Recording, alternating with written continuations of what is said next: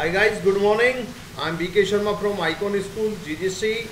Welcome to Icon Hindi classes, class 7th, subject Hindi, lesson 3rd, Himalaya की बेटियां। हिमालय की बेटियां। अभी तक मैंने उन्हें दूर से देखा था, बड़ा गंभीर, शांत, अपने आप में खोई हुई लगती थी। सम्भ्रात महिला की भांति वे प्रतीत होती थी। उनके प्रति मेरे दिल में आदर और श्रद्धा के भाव थे। माँ और दादी, मौसी और मामी की गोद की तरह उनकी धाराओं में डुबकियां लगाया करता। परंतु इस बार जब मैं हिमालय के कंधे पर चढ़ा तो वे कुछ और रूप में सामने थी। मैं हैरान था कि यह दुबली पतली गंगा, यही यमुना, यही सतलज समतल मैदानों में उतरकर विशाल कैसे हो जाती है। इनका उछलना और कूदना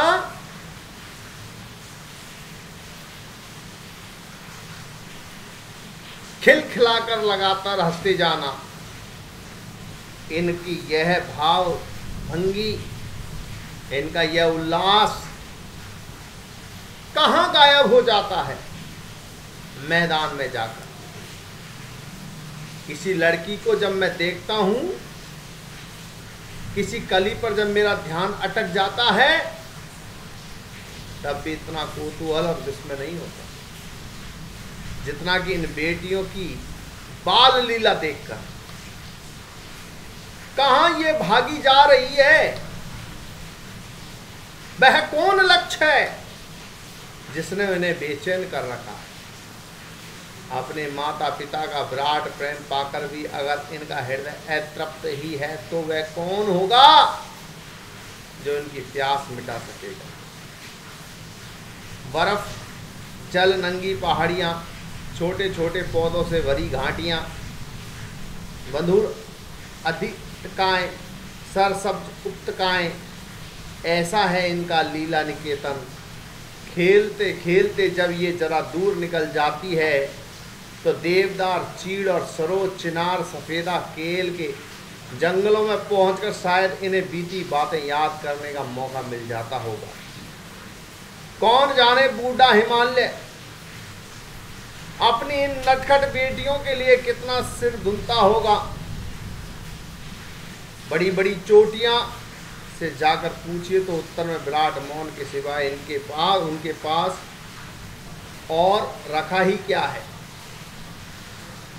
सिंधु और ब्रह्मपुत्र ये दो ऐसे नाम हैं जिनके सुनते ही रावी, सतलज, व्यास, चिनाब, झेलम, काबुल, कुबा, कपिशा, गंगा, यमुना, सरयू, गंडक, कोसी आदि हिमालय की छोटी बड़ी सभी बेटियां आंखों के सामने नाचने लगती है। कौन कौन सी नदियां? चनाब, झेलम, काबुल, कपिशा, गंगा, यमुना, सरयू, गंडक, कोसी, रावी, सतलज, व्यास आदि।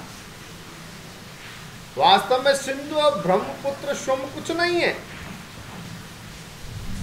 दयालु हिमालय के पिघले हुए दिल की एक एक बूंद न जाने कब से इकट्ठा होकर इन दो महानदों के रूप में समुद्र की ओर प्रवाहित होती रही है।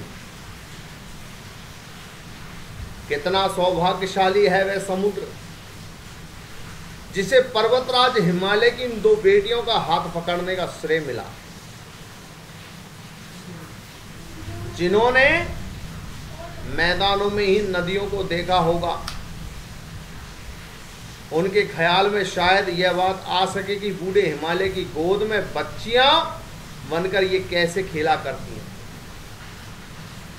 माँ बाप की गोद में नंग धड़ंग होकर खेलने वाली इन बालिकाओं का रूप पहाड़ी आदमियों के लिए आकर्षक भले न हो, लेकिन मुझे तो ऐसा लुभावना प्रतीत हुआ वह रूप की हिमालय को ससुर और समुद्र को उसका दामाद कहने में कुछ भी झिझक नहीं होती है।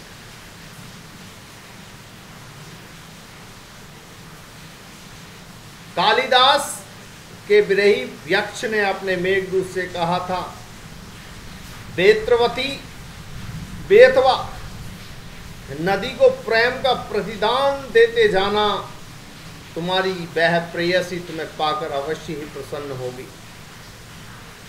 यह बात इन चंचल नदियों को देखकर मुझे अचानक याद आ गई और सोचा कि शायद उस महाकवि को भी नदियों का सचेतन रूपक पसंद था।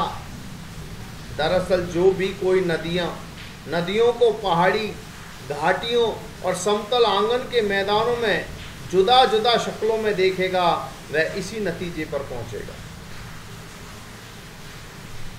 काका कालेकर ने नदियों को लोक माता कहा है, किंतु माता बनने से पहले यदि हम इन्हें बेटियों के रूप में देख लें तो क्या हर्ज है। और थोड़ा आगे चलिए, इन्हीं में अगर हम प्रेयसी की भावना करें तो कैसा रहेगा। ममता का एक और भी धागा है जिसे हम इनके साथ जोड़ सकते हैं। बहन का स्थान कितने कवियों ने इन नदियों को दिया है। एक दिन मेरी भी ऐसी भावना हुई थी। थोलिंग यानी तिब्बत की बात है। मन उचट गया था, तबीयत ढीली थी। सतलज के किनारे जाकर बैठ गया। दोपहर का समय था। पैर लटका दिए पानी में।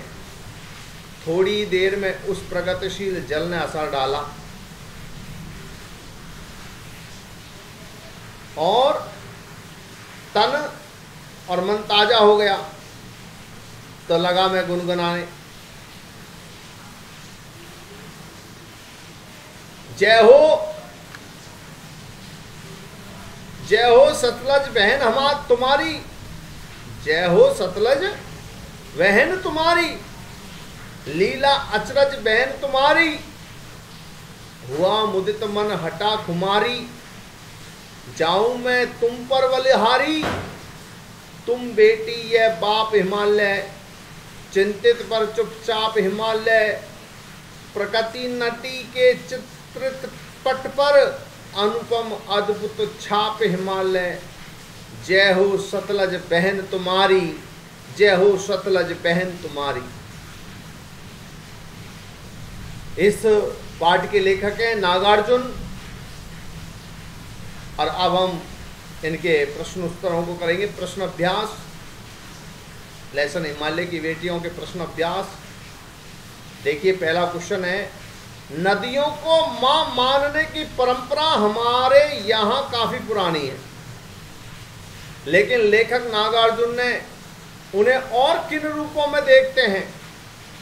नदियों को मानने की परंपरा हमारे यहाँ काफी पुरानी है, लेकिन लेखक नागार्जुन ने इन्हें प्रेयसी बेटियों के रूप में भी माना है।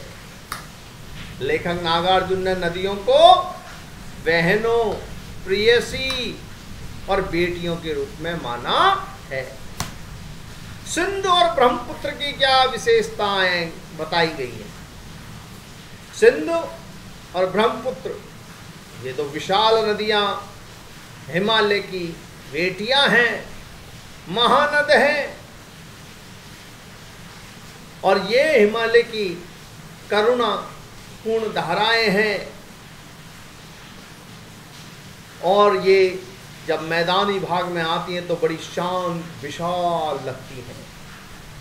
इनके साथ और नदियों के भी नाम जुड़ जाते हैं, जैसे झेलम,